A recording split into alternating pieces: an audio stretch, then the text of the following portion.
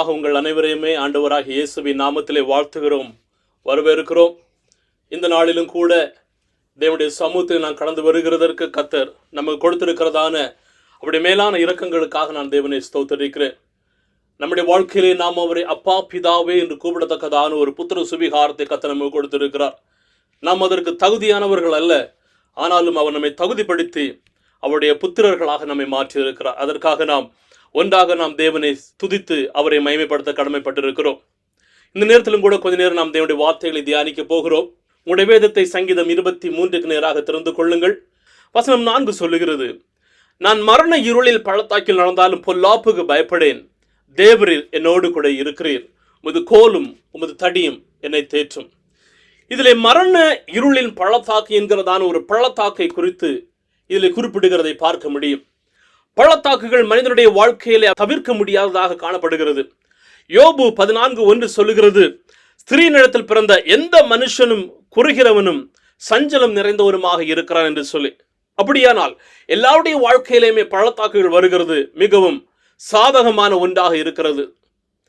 ஒருவேளை நம்முடைய வாழ்க்கையிலே மரணம் என்கிறதான பள்ளத்தாக்குகள் கடந்து வருகிறதாக இருக்கலாம், சோதனை என்கிறதான பள்ளத்தாக்குகள் கடந்து வருகிறதாக இருக்கலாம், போராட்டம் என்கிறதான பள்ளத்தாக்குகள் கடந்து வருகிறதாக இருக்கலாம், வியாதி என்கிறதான பள்ளத்தாக்காக இருக்கலாம், பலவீனம் என்கிறதான பள்ளத்தாக்காக இருக்கலாம், நம்மை வெறுக்கப்பட்டிருக்கிறதான ஒரு பள்ளத்தாக்காக இருக்கலாம், நிந்தை என்கிறதான பள்ளத்தாக்காக இருக்கலாம், நான் நம்பினதான ஜனங்கள் நம்மை கைவிடுகிறதான பள்ளத்தாக்காக இருக்கலாம். ஆனால் தேவ பிள்ளைகளாகிய நாம் இந்த பள்ளத்தாக்குகள் வழியாக கடந்து செல்லுகிறதான போது தேவன் நம்முடைய வாழ்க்கையில் எதை செய்கிறவராக இருக்கிறார்? ஒரு சில விதமான காரியங்களை நாம் பார்த்து நாம் முடிக்க போகிறோம். முதலாவதாக, நாம் பள்ளத்தாக்குகள் வழியாக கடந்து செல்லுகிறதான போது கர்த்தர் நம்மை சந்திக்கிறவராக இருக்கிறார். அவருடைய பிரச்சனை நம்மை ஆளுகை செய்கிறதாக இருக்கிறது. சங்கீதம் 23:4 சொல்லுகிறது, நான் மரண இருளில் பள்ளத்தாக்கில் நடந்தாலும் பொல்லாப்புக்கு பயப்படேன், தேவரீர் என்னோடு கூட இருக்கிறீர். தாவீது மரணம் என்கிறதான பள்ளத்தாக்கு வழியாக கடந்து செல்லுகிறார். ஆனால் தாவீதுடைய நம்பிக்கை எப்படி இருக்கிறது என்று பாருங்கள். தேவன் என்னோடு கூட இருக்கிறவராக இருக்கிறார். நம்முடைய வாழ்க்கையிலே நாம் பாடுகள் வழியாக பள்ளத்தாக்குகள் வழியாக கடந்து செல்லுகிறதான போது நாம் ஒன்றை புரிந்து கொள்ள வேண்டும், தேவன் நம்மோடு கூட இருக்கார் என்று சொல்லி.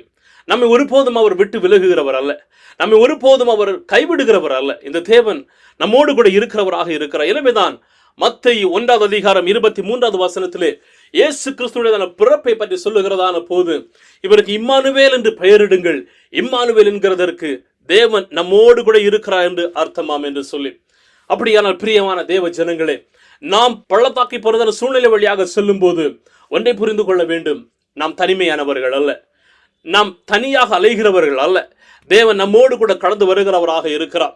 நான் அடிக்கடி சொல்லுகிறது உண்டு, நம்முடைய கிறிஸ்தவ பயணத்தில் நாம் ஒருபோதும் தனிமையானவர்கள் கிடையாது. ஒரு முறை தேவன் நம்முடைய கரத்தை பிடித்து அவர் நடத்தி செல்லுகிறாரே என்று சொன்னால் இந்த கரத்தை அவர் ஒருபோது விட்டு விடுகிறது அல்ல, கடைசி வரையிலும் அவர் நம்முடைய கரத்தை பிடித்து இழுத்து சென்று கொண்டிருக்கிறவராக இருக்கிறார். ஒருவேளை நாம் செல்லுகிறதான போது மேடுகள் வரும், பள்ளங்கள் வரும், வளைவுகள் வரும், உயரங்கள் வரும், தாழ்வுகள் வரும். ஆனாலும் எல்லா நிலையிலும் நம்முடைய கரத்தை அவர் பிடித்து கொண்டு கடைசியிலே நாம் சென்று அடைகிறது வரையிலும் அவர் நம்முடைய கரத்தை பிடித்து கொண்டிருக்கிறதான தேவன். உயர்விலும் தாழ்விலும் நஷ்டத்திலும் துன்பங்களிலும் அவர் நம்மோடு கூட இருக்கிறதான தேவனாக இருக்கிறார். அவர் நம்மை சந்திக்கிறவர். நாம் பள்ளத்தாக்கு வழியாக கடந்து செல்லும் போது இந்த தேவன் நம்மை சந்திக்கிற தேவனாக இருக்கிறார்.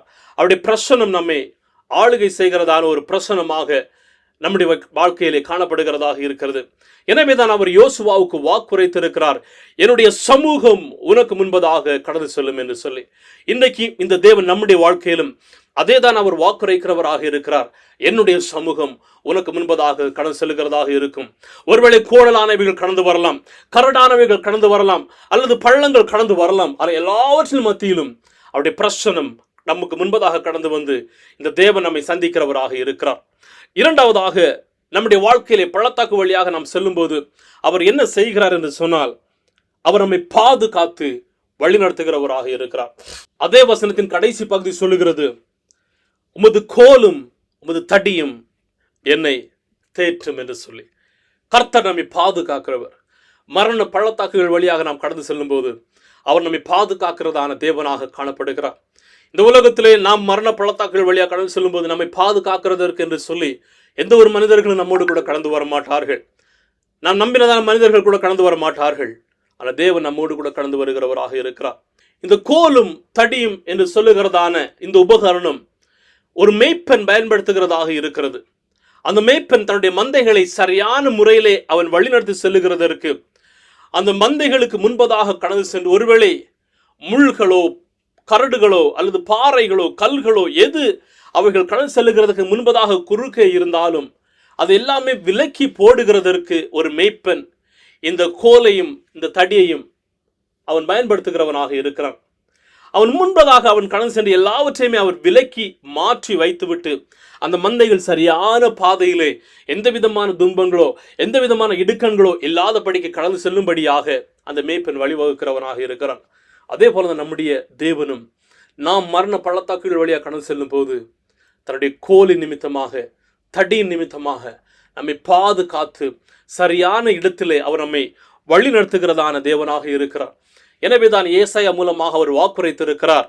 ஏசாயா 41:10, நீ பயப்படாதே, நான் உன்னுடனே இருக்கிறேன், திகையாதே, நான் உன் தேவன், நான் உன்னை பலப்படுத்தி உனக்கு சகாயம் பண்ணுவேன், என் நீதியின் வலது கரத்தினால் உன்னை தாங்குவேன் என்று சொல்லி நம்முடைய தேவனை நாம் சார்ந்திருக்க வேண்டும். நம்முடைய தேவனுடையதான ஆலோசனைகளை கேட்க வேண்டும் என்று சொன்னால் நம்முடைய பள்ளத்தாக்குகள் மத்தியிலே அவர் நமக்கு பாதுகாப்பை கொடுக்கிறதான தேவனாக இருக்கிறார். பிரியமானவர்களே, சங்கீதம் 23:1 சொல்லுகிறது, கர்த்தர் என் மேய்ப்பராய் இருக்கிறார், நான் தாழ்ச்சி அடையேன் என்று சொல்லி. பாருங்கள், என்ன ஒரு அருமையான ஒரு வாக்குத்தத்தம். அவன் நம்முடைய மேய்ப்பனாக இருக்கிறதான போது நாம் தாழ்ச்சி அடைகிறது இல்லை, நம் உடைக்கப்படுகிறது இல்லை என்று சொல்லி நம்முடைய பாதுகாப்பு நம்முடைய மேய்ப்பனிடத்திலே காணப்படுகிறது. அவன் நம்முடைய நல்ல மேய்ப்பனாக இருக்கிறார், நம்ம தேடி வருகிற மேய்ப்பனாக இருக்கிறார், நம்மை அணைத்துக் கொள்ளுகிறதான மேய்ப்பனாகவும் இந்த மேய்ப்பன் காணப்படுகிறவராக இருக்கிறார். அவருடைய கோல் நிமித்தமும் அவருடைய தடியின் நிமித்தமும் நம்மை பாதுகாத்து வணைந்து கொள்ளுகிறதான தேவனாகவும் இந்த தேவன் காணப்படுகிறார். மூன்றாவதாக நாம் பார்க்கிறதான போது அவர் நம்மை பாதுகாத்து வழிநடத்துகிறவர் மாத்திரமல்ல, நம்முடைய தேவைகளை சந்திக்கிறவராகவும் இருக்கிறார். அதே சங்கீதம் 23:2-5 இவ்வாறாக சொல்லுகிறது, அவர் என்னை புல்லுள்ள இடங்களில் மேய்த்து அமர்ந்த தண்ணீர்கள் அண்டையிலே கொண்டு போய் விடுகிறார். வசனம் 5 கடைசி பகுதி சொல்லுகிறது, என் சத்துருக்களுக்கு முன்பதாக நீர் எனக்கு ஒரு பந்தியை ஆயத்தப்படுத்தினீர் என்று சொல்லி. இந்த வசனம் தெளிவாக நமக்கு கற்றுக் கொடுக்கிறதான ஒரு காரியம். அவர் அவருடைய பிள்ளைகளின் பள்ளத்தாக்குகள் மத்தியிலே அவர் புல்லுள்ள இடங்களிலே மேய்க்கிறதான தேவன், அமர்ந்த தண்ணீர்கள் அண்டையிலே நம்மை கொண்டு போய் விடுகிறதான தேவனாக இருக்கிறார். நம்முடைய சரீர பிரகாரமான தேவைகளை அவர் சந்திக்கிறார், நம்முடைய ஆவிக்குரிய பிரகாரமான தேவைகளை சந்திக்கிறார், நம்முடைய உணர்வு பிரகாரமான தேவைகளை அவர் சந்திக்கிறதான தேவனாக காணப்படுகிறார். நம்முடைய சகல விதமான தேவைகளையும் அவர் சந்தித்து அவர் நம்மை வழிநடத்துகிறவராக இருக்கிறார். ஒருவேளை உங்களுடைய வாழ்க்கையில வேலைகள் இல்லாத ஒரு சூழ்நிலை இருக்கலாம், அடுத்த நேரத்திற்கு நான் என்ன செய்கிறது என்கிறதான ஒரு சூழ்நிலை இருக்கலாம், ஒரு அடுத்த நேரத்தில் நாம் வேலைக்கு என்ன செய்கிறது என்கிறதான சூழ்நிலைகள் இருக்கலாம். ஆனால் கர்த்தர் அவருடைய பிள்ளைகளுடைய தேவைகளை சந்திக்கிறவராக காணப்படுகிறார். எனவேதான் பிலிப்பியர் 4:19 வேதம் சொல்லுகிறது, என் தேவன் தம்முடைய ஐஸ்வர்யத்தின்படி உங்கள் குறைகளை எல்லாம் கிறிஸ்து இயேசுவுக்குள் மகிமையிலே அவர் நிறைவாக்குகிற தேவனாக காணப்படுகிறார் என்று சொல்லி அவருடைய பிள்ளைகளுடைய எல்லா தேவைகளையும் அவர் சந்திக்கிறவராக இருக்கிறார். நம்ம அநேக விதமான உதாரணங்களை வேதத்திலே பார்க்க முடியும். பழைய ஏற்பாட்டிலே பார்க்கிறதான போது பஞ்ச காலத்திலே எலியாவை தேவன் காகத்தின் மூலமாக போஷித்ததான தேவனாக இருக்கிறார். சாரிபாத் என்கிறதான ஒரு விதவையினுடையதான வீட்டிலே ஒன்றுமே இல்லாமல் இருக்கிறது, கொஞ்சம் அப்பமும் கொஞ்சம் எண்ணெயும் இருக்கிறது, ஆனால் அதையும் தேவன் பூரிப்பாக மாற்றுகிறவராக இருக்கிறார். நம்முடைய வாழ்க்கையில் என்ன விதமான குறைவுகள் இருக்கிறது, என்ன விதமான பள்ளத்தாக்குகள் இருக்கிறது, கர்த்தர் அதை நிறைவாக மாற்றுகிறவராக காணப்படுகிறார். நாம் என்ன செய்ய வேண்டும் என்று சொன்னால் அவரை சார்ந்திருக்க வேண்டும். மத்தேயு 6:31-33 சொல்லுகிறது, ஆகையால் என்னத்தை உண்போம், என்னத்தை குடிப்போம், என்னத்தை உடுப்போம் என்று கவலைப்படாதிருங்கள், இவைகளெல்லாம் அஞ்ஞானிகள் நாடி தேடுகிறார்கள், இவைகளெல்லாம் உங்களுக்கு வேண்டியவைகள் என்று உங்கள் பரமபிதா அறிந்திருக்கிறார். முதலாவது தேவனுடைய ராஜ்யத்தையும் அவருடைய நீதியையும் தேடுங்கள், அப்பொழுது இவைகளெல்லாம் உங்களுக்கு கூட கொடுக்கப்படும். ஆனால் நாம் என்ன செய்ய வேண்டும் என்று சொன்னால் நாம் முதலாவது தேவனுடைய ராஜ்யத்தையும் அவருடைய நீதியையும் தேட வேண்டும். நாம் எதை குறித்தும் கவலைப்பட வேண்டாம். கவலைப்படாமல் தேவனை நோக்கி நாம் சார்ந்திருக்க வேண்டியது அவசியமானதாக இருக்கிறது. நம்முடைய தேவன் அவருடைய பிள்ளைகளின் பள்ளத்தாக்குகள் மத்தியிலே அவர் அவர்களை சந்திக்கிறவராக இருக்கிறார், அவர்களை பாதுகாத்து வழிநடத்துகிறவராக இருக்கிறார், அவருடைய தேவைகளை சந்திக்கிறவராக இருக்கிறார். நான்காவதாக நாம் ஒன்றை புரிந்து கொள்ள வேண்டும். நம்முடைய வாழ்க்கையிலே காணப்படுகிறது எல்லா பள்ளத்தாக்குகளுமே ஒரு தேவனுடைய திட்டத்தோடும் அவருடைய சித்தத்தோடு நம்முடைய வாழ்க்கை நடைபெறுகிறதாக இருக்கிறது. எல்லாமே ஒரு நன்மையான காரியங்களுக்காக நடைபெறுகிறது. ரோமர் 5வது அதிகார வசனம் 3-5 வரையிலும் சொல்லுகிறது. அது மாத்திரமல்ல, உபத்திரவம் பொறுமையையும், பொறுமை பரீட்சையையும், பரீட்சை நம்பிக்கையும் உண்டாக்குகிறது என்று நீங்கள் அறிந்து உபத்திரவங்களிலேயும் மேன்மை பாராட்டுகிறோம். மேலும் நமக்கு அருளப்பட்ட பரிசுத்த ஆவியானவராலே தேவ அன்பு நம்முடைய இருதயங்களிலே ஊற்றப்பட்டிருக்கிறபடியினால் நம்முடைய நம்பிக்கை நம்மை வெட்கப்படுத்தாது. கர்த்தர் அவருடைய பிள்ளைகளுக்கு தீமை செய்கிறவர் அல்ல. கர்த்தர் அவருடைய பிள்ளைகளுக்கு பொல்லாப்பை செய்கிறவர் அல்ல. நம்முடைய வாழ்க்கையிலே நாம் சந்திக்கிறதான எல்லா சூழ்நிலைகளுமே ஒரு திட்டத்தோடும் ஒரு நோக்கத்தோடும் கூட நடைபெறுகிறதாக காணப்படுகிறது. எனவே தான் அந்த உபத்திரவு நம்முடைய வாழ்க்கையிலே பொறுமையையும் அன்பையும் எல்லா விதமான சகல விதமான கிறிஸ்தவ குண அதிசயங்கள் நம்முடைய வாழ்க்கையிலே கற்றுக் கொடுக்கிறதாக காணப்படுகிறது. இந்த பாடுகள், இந்த பள்ளத்தாக்குகள் நம்முடைய வாழ்க்கையிலே ஒரு பகுதியாகவே அது காணப்படுகிறது. கிறிஸ்தவனுடைய வாழ்க்கையிலே அது ஒரு பகுதியாக இருக்கிறது. எந்த ஒரு கிறிஸ்தவர்களும் நாம் விடை பெற்று சொல்ல முடியாது.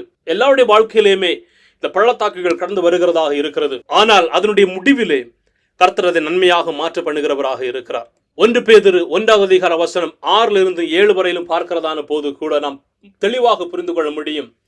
நாம் இந்த உலகத்திலே படுகிறதான எல்லா விதமான உபத்திரவங்கள் கொஞ்ச காலம் மாத்திரமாக இருக்கிறது. அந்த கொஞ்ச காலம் முடிந்ததற்கு அப்புறமாக நம்முடைய வாழ்க்கையை மாற்றி அமைக்கிற தேவனாக இருக்கிறார். பொன்னை போல நாம் சிறந்து விளங்கத்தக்கதாக கர்த்தர் மாற்றுகிறவராக இருக்கிறார். எனவே நம்முடைய வாழ்க்கையில காணப்படுகிற பள்ளத்தாக்குகள் எல்லாமே ஒரு நோக்கத்தோடும் ஒரு திட்டத்தோடும் தேவனுடையதான ஒரு தீர்மானத்தோடும் அது நடைபெறுகிறதாக இருக்கு. எனவே அவைகளை பார்த்து நாம் பயப்பட வேண்டாம். அவைகளை பார்த்து நாம் சோர்ந்து போக வேண்டாம்.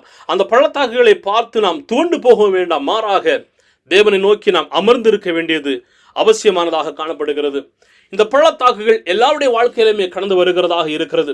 நீதிமானுக்கு வரும் துன்பங்கள் அநேகமாக இருக்கும். ஆனாலும் கர்த்தர் அவைகள் எல்லாவற்றிலும் இருந்து அவனை விடுவிக்கிறவராக காணப்படுகிறார். பிரியமானவர்களே, நம்முடைய வாழ்க்கையிலும் நாம் இருளான அனுபவத்தின் வழியாக சொல்லுகிறதான போது வெளிச்சமாகிய இயேசு நாம் உன்னோடு கூட இருக்கிற என்று சொல்லி நம்மை கரம் பிடித்து அழைத்து செல்லுகிறதான தேவனாக காணப்படுகிறார். எனவே இந்த வேளையிலே என்ன விதமான பள்ளத்தாக்குகள் வழியாக நாம் கடந்து சென்றாலும் பரவாயில்லை, இந்த தேவனை நாம் பற்றி இருக்க வேண்டியது அவசியம். அதற்காகவே நாம் அழைக்கப்பட்டிருக்கிறவர்களாக இருக்கிறோம். இது கர்த்தர் உங்களை ஆசீர்வதித்து உங்களை பாதுகாப்பவராக. இந்த வாரம் ஒரு ஆசீர்வாதமான வாரமாக அமையட்டும். ஆமென்.